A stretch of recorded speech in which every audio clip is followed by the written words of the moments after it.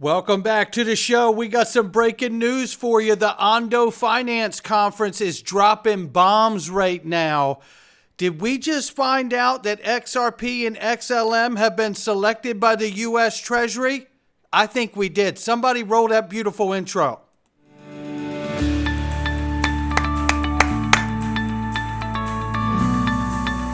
Digital Perspectives with Brad Kimes. Come on in.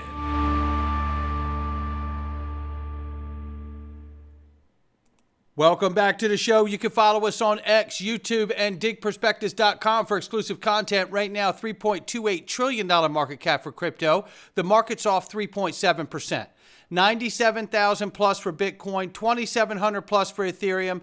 Tether's at the number 3 spot, XRP number 4 spot, $2.30. We slipped 7.9% in the last 24 hours. We're off 26.2 on the 7-day. But why am I so enthusiastic? I'll tell you in just a moment.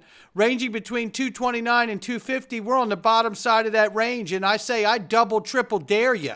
Just you dip below $2 today. I'll show you what'll happen. Doot, doot, doot. I'm going to back that truck up. That's what I'm going to do. Mrs. Backup not home to stop me neither. Man, look. Hey, if you're scared, say you're scared. I'm getting excited, and I think you will too, not financial advice. Take a look. First of all, boy, just listen to the first few seconds of this thing. Boy, I tell you, Peter McCormick, Bitcoin guy, they're all scared to death of XRP. Take a listen. So should I flog the ripple then? Yeah, absolutely. Because I mean, look, it might go up and down, but ultimately its trajectory is to zero because it has. The reason I bought it, because from a banking point of view, I thought it was relatively well structured for banks to start doing transfers. Because as you know, bank transfers are a scam, so they sit on the money. They're effectively profiting from inefficiencies in the banking system. Well, the problem, and this would have allowed for a much. They did have a problem with the SEC at one time, as you probably know, which I think resolved itself. Yes. And hence, I mean, it went right down. So I thought, well, I'll just forget it, write it off. And then suddenly I looked at it. I didn't look at it for about 6 months, and suddenly I looked at it. It was worth 20 grand, and then. I mean, congratulations. I actually bought Ripple years ago. Well, I only did it as a little sort of play just to learn about it. We have a saying, Rupert, if it's not Bitcoin, it's a shitcoin. But the thing is, the Ripple, the company themselves, own a large amount of XRP. Their incentive is to convince people it's useful so they can keep selling it and bringing in they've sold billions of it themselves. But it's okay for Michael Saylor to convince everybody to sell your car, boat, your home so you can buy Bitcoin. It's okay for Michael Saylor and everybody else to tell you owning Bitcoin is better than owning gold. Right? These people are the largest group of hypocrites I've ever come across in my life, let alone liars. Peter McCormick knows better. But this ought to make them feel better. Trump Media is going to launch a Bitcoin Plus ETF. They should feel better. You know what I feel like this is? And we'll have to put a little time on it to see if Bradley's right. Oh, I think this is the greatest apology to Bitcoin along with the Sovereign Wealth Fund executive order. Because you may not find yourself in that strategic reserve Bitcoin. Boy, what kind of crap are we going to have to listen to if that actually happens? Stay tuned. And here's one of the differences. Shout out to Zach Rector right here. Give him a follow. Michael Saylor says he's willing to advise U.S. President-elect Trump on crypto. Well, this is the difference between wanting to be in the room and actually being in the room. We know Brad Garlinghouse and Stuart Alderani had dinner with him. They had beef bourguignon. Yeah, which is what you eat after you celebrate historically all parties satisfied in getting a deal done. And that's why I'm locking in, because David Sachs knows what's going on too. When Brad Garlinghouse put that post out that said any criticism of the Crypto Czars conference was not seeing the forest for the trees, David Sachs himself put a bullseye on that. And I have said clearly, the fact that you see all the different committees and and the representatives from Senate and House of Representatives, both houses, let me tell you, this is because Senator Tim Scott, who's extremely bright, by the way, has suggested that they all work collectively together instead of we go to this agency first and then we go to that agency first and they had a problem with the first agencies and then it goes back there for a draft. No. Senator Tim Scott recognizes, and he said he's going to work aggressively to get crypto legislation done in the first 100 days of President Trump's administration. How about that one? And David Sachs's bullseye, come on in.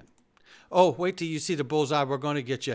Boy, and how about these VCs? Boy, when they finally realize that their lies don't work, when they finally realize that all the shade and the FUD and the just direct lies, like Peter McCormick, this guy is one of the biggest bad actors in this space. I never would want to wake up and be this guy any day of the week. I don't give a shit how much money he's got because he's got zero integrity.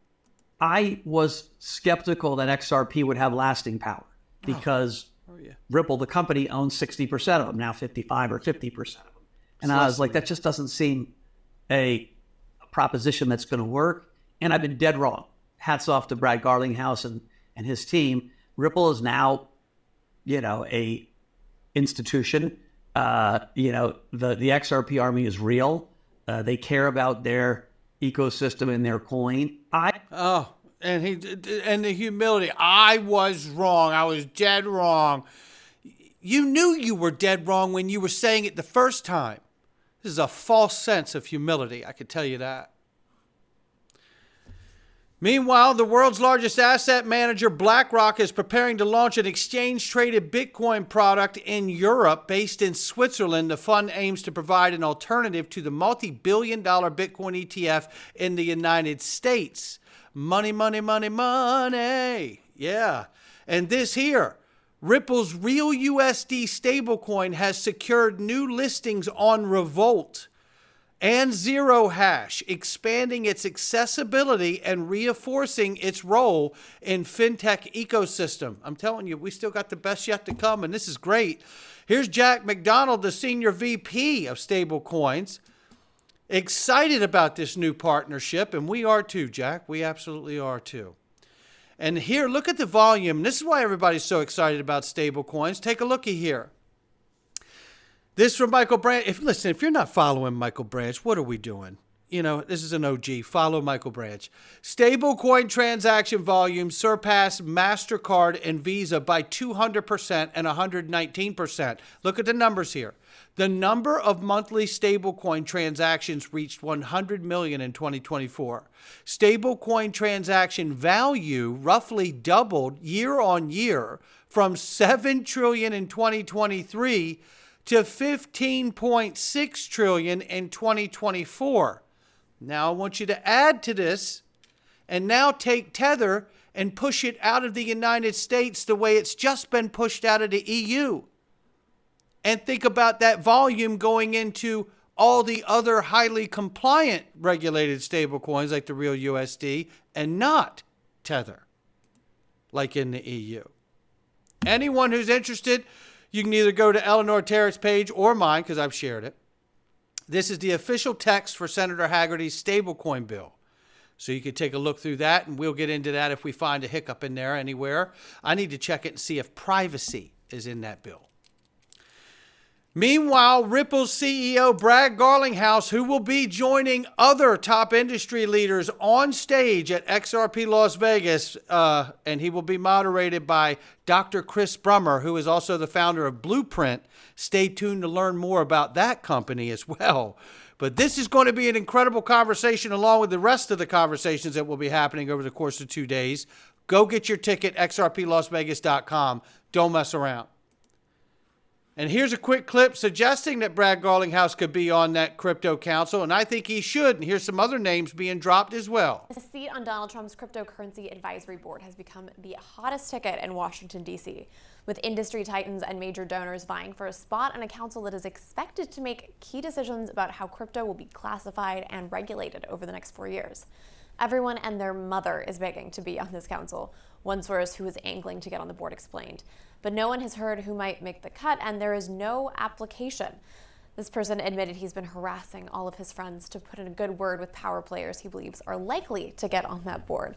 We're also hearing that Kraken's former general counsel Marco Santori, Ripple founder Brad Garlinghouse, and Frank Chaparro, host of the popular crypto podcast The Scoop, are on the shortlist for the board's 24 seats. Major Trump campaign and inaugural committee donors and notable CEOs, including Circle's Jeremy Allaire, Coinbase's Brian Armstrong, Crypto.com's Chris Marszalek, are also contenders, sources add. There are a lot of people gunning to be on that board, another source told us. So just what is the board? President Trump created it by executive order during his first week in office with the goal of supporting innovation in digital assets and blockchain technologies after years of people in the crypto community feeling harassed under the Biden administration. To that end, the council will play a role in answering key questions that could change the course of history. Most pressingly, whether crypto should be considered a commodity or a security, and whether they fall under the jurisdiction of the SEC or the CFTC. You know what's fun about that? XRP in and of itself is not a security, so it isn't going to be the SEC no more for us, I can tell you that much.